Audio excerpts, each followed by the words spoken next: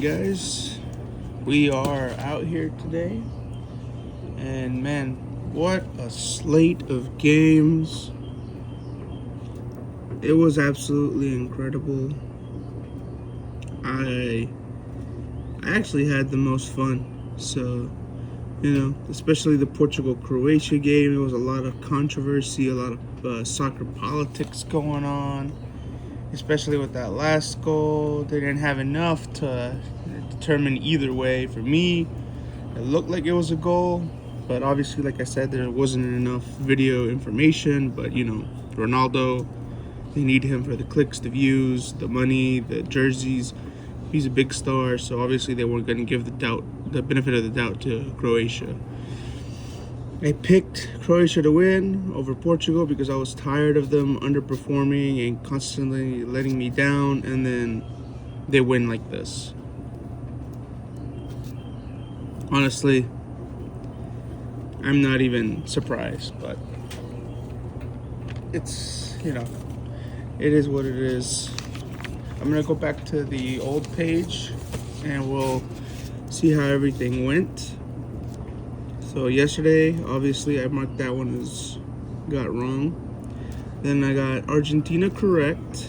I got Egypt correct. And I believe Colombia won today.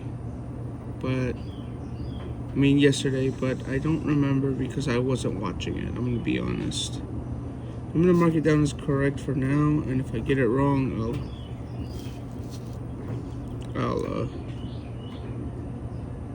I'll come back and correct myself. But I'm pretty sure Ghana didn't have much to give.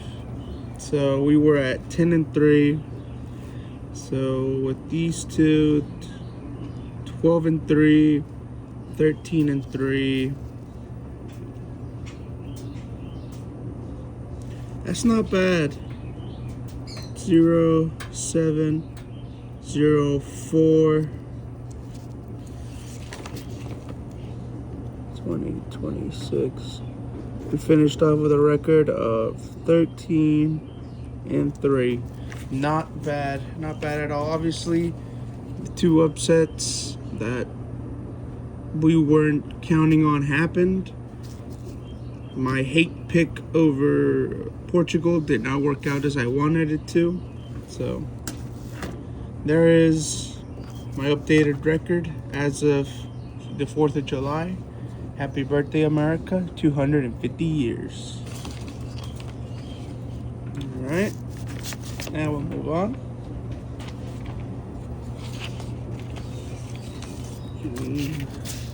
I was going to do this one, but we already know the matchup, so I just printed out a new one. So we're going to have to throw that one to the side because it's no longer really that relevant. All right. So today, July 4th, America's 250 at 1 p.m. We got Canada and Morocco. Well, obviously, I don't have much faith in Canada, and Morocco was a big surprise to me. I didn't think they'll continue to do what they did, where they left off in 2022. But they're here.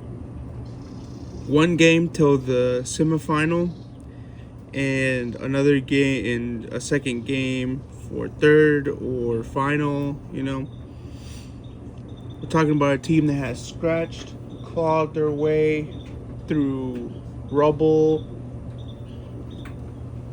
They are formidable for sure. Canada has been lucky.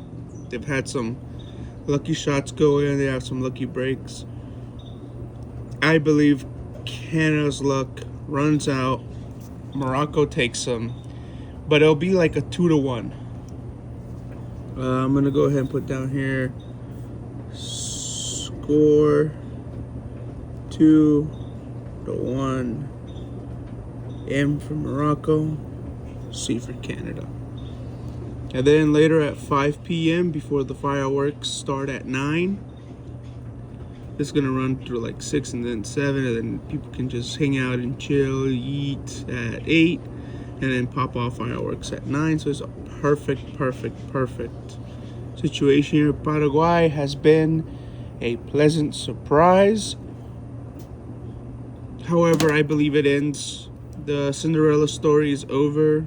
We see France completely dominate. Sorry for that. We see France completely dominate. Mbappe will score like at least 2 of them. This will probably end up being a 3-1 match. I'm giving Paraguay the benefit of the doubt. F for France, P for Paraguay. I just feel like France has the better squad, the better situation, the better coach. They're a force to be reckoned with. They're definitely a finals contender.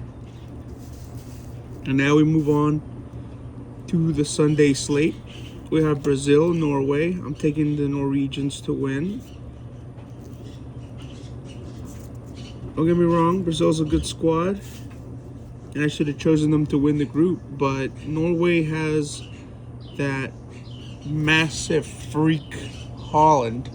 And Brazil is going to have a hard time matching anybody up to defend him. I'm going to take this one to be a 2-1. I feel like there'll be a lot of passing from Brazil to keep the ball away from Holland, but Holland will definitely find it. I'm going to do N for Norway and B for Brazil. Sorry guys, allergies are whooping me right now. And then we got Mexico, England. I'm going to do my heart pick.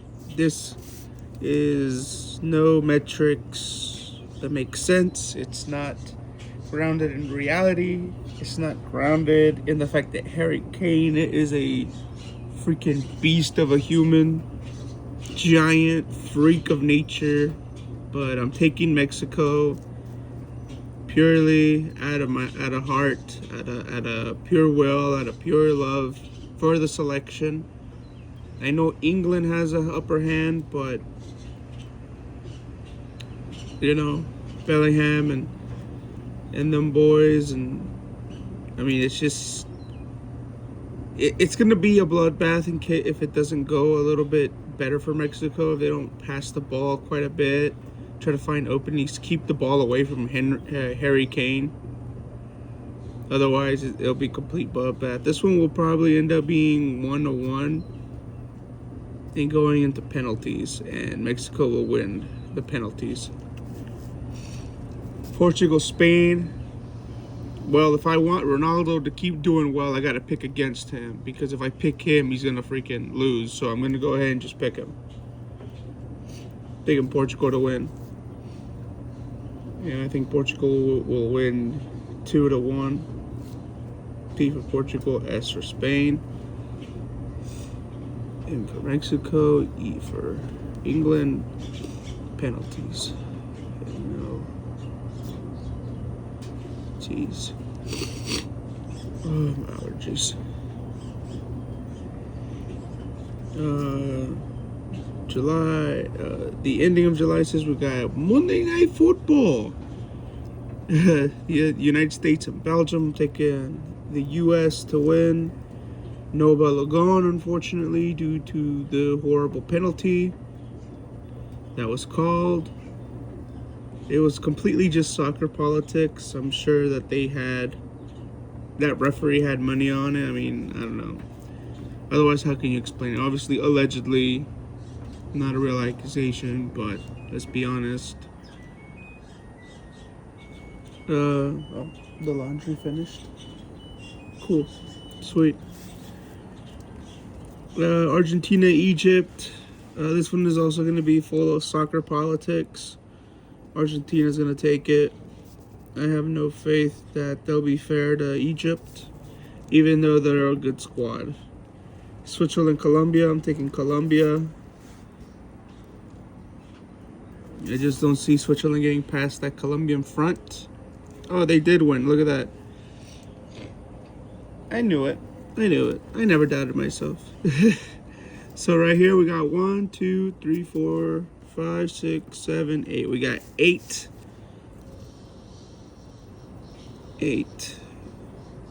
total matches. And then I'll give my results for these two later today. Then I'll give my results for these tomorrow, Monday, and Tuesday. And then we'll move on to the semifinals. The World Cup's almost over, guys. Well, not the semifinals, the quarterfinals, sorry. The World Cup's almost over, guys. We have to enjoy it as much as possible. Watch every game if possible, because you never know. We might not get another 4 years, you know? That's what I always enjoy the World Cup when it comes around, because I'm like, I lived another 4 years, another 8 years, you know, another 12 years. It goes up and up and up. And obviously, remember the sheet here, all these times are Eastern time. So if it's Central, just take an hour off. So this would actually be at 8. This would actually be at 7. This would actually be at 2. This would actually be at 12. And this would actually be at 4. So just take an hour off for the Central. For the Pacific coast, obviously you add an hour. So this would be at 6. This would be at 2. This would be at 4. And this would be at 9. So, you know.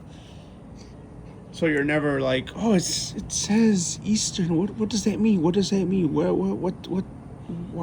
are we doing weird time zones? Well, it's just the way it is. It's the way the United States is it's massive. So there's different places with different time zones. But that's all you really need to know. It's like, oh, EST. Okay, I just need to add an hour, or I need to subtract an hour. Pretty simple, straightforward stuff. But yeah, this is my World Cup.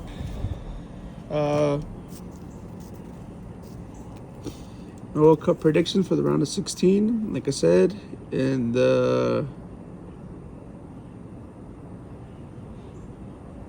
wait a minute. Yep, that makes sense. Never mind, sorry. My brain was like, what? Because, yeah, there could only be 16 winners, and I ended up getting 13 out of 3. So, in the round of 32, I finished with 13 and 3. Here, we will be tracking my losses and my wins, see how I finish here. I actually have to do the group winner totals. I haven't done that yet. I completely forgot about it. I'll bring that up later whenever Canada and Morocco finishes. Anyway, guys, thank you for tuning in. I'm sorry that I had a little allergies and the laundry is done, but you know, we got to work with what we got. So remember, guys, to subscribe. I'll have much more content coming through. I appreciate you guys rocking with me. I'll see you guys in the next one.